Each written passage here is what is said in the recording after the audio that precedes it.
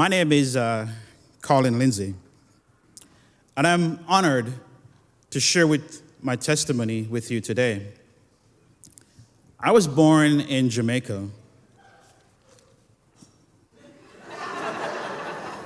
We always say that, right? In the parish of Portland, arguably the most beautiful of the 14 parishes. Life was tough for my family in the beginning, and my dad had a constant challenge to adequately provide for a family of four.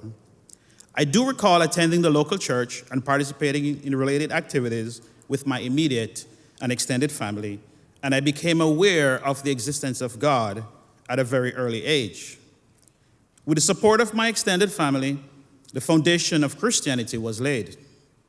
To make a better life for a family, my father moved to the capital, Kingston, and started a job as a correctional officer. My mom, sister, and I eventually joined him in Kingston. Life continued to be an economic challenge, and by the time I was 10, we had moved at least 6 times.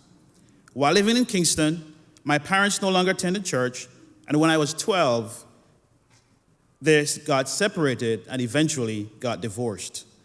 I was devastated, and I vowed that if I would ever get married, I would never end up in a divorce. As a child and as a teenager, I was mostly known for my quiet persona. The fact is, I was riddled with insecurities about the way that I looked, my economic situation, and my educational abilities. Adults at the time saw me as a model child because I was always quiet, friendly, helpful, and stayed out of trouble. But we have a saying in Jamaica, silent river, run deep. Secretly, as I became more sexually aware, I found ways of acting on my fantasies while pretending that I was a good kid. I took pride in the fact that I did not smoke, I did not drink, I did not do drugs, I did not go to parties, and I thought that I was better off than those who did. I was disillusioned and even considered myself a Christian, although deep down, I knew that I wasn't. When I went to church as a teenager, in fact, I had less than honorable intentions, as I was hoping to get lucky with some church girl. Matthew 23, verse 27 describes me perfectly. It says, "You hypocrites, you are like whitewashed tomb, which look beautiful on the outside, but on the inside are full of the bones of the dead and everything unclean."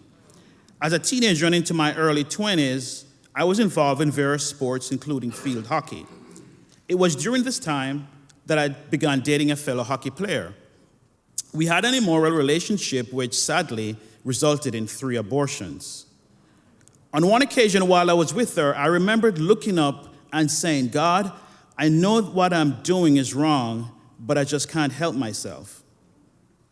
That same night, as I was riding my bike home, like Saul, I felt like I had a direct encounter with God. I hit a pothole, flew over the handlebar, and had a serious injury to my right shoulder. By the time I got home, I was really scared. I believed that God was going to take my life that very night. Riddled with guilt and unsure of whether I would make it through the night, I prayed to God, and I promised if you allow me to wake up the following day, I will change my life. But sadly, I soon forgot my promises and continued my old way of life. But God, in his mercy, did not give up on me. You see, in Romans 5:6, it says, "You see, at just the right time, when you were still powerless, Christ died for the ungodly." After leaving college, I applied for several companies, but only one responded.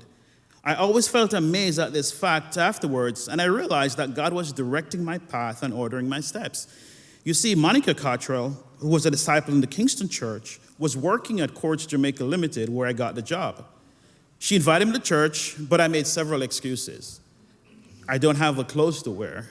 I don't have the time, etc., etc. Of course, I was still involved in my immoral relationship, and I had forgotten the promise that I had made to God about changing my life.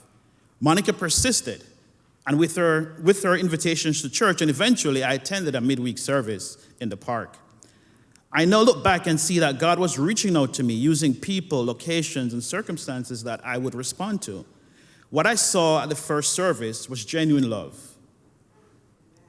The members of the church appeared to be enjoying each other's company and the fellowship.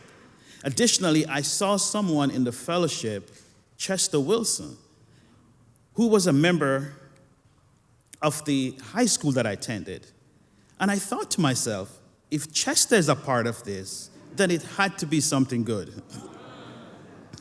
I believe God orchestrated the perfect scenario for me, exactly what he knew would be impactful and move my heart.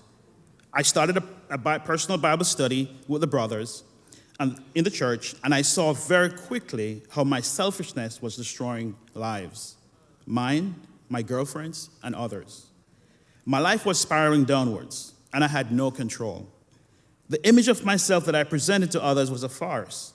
It became evident to me that in my pride, I tried to conceal my sins with the abortions because I didn't want to be a father at such a young age, and importantly, I did not want to distort the good boy image people had of me. However, the more I studied the word, it became evidently clear that my sins separated me from God and caused Jesus to suffer and die.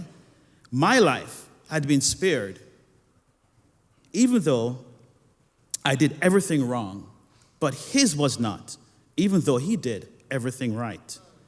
I then realized that I could not continue to live the way that I did. God's love stripped me of the I can't help myself excuse that I used all these years. On December 18th, 1988, almost 35 years ago, I was baptized into Christ for the forgiveness of my sins.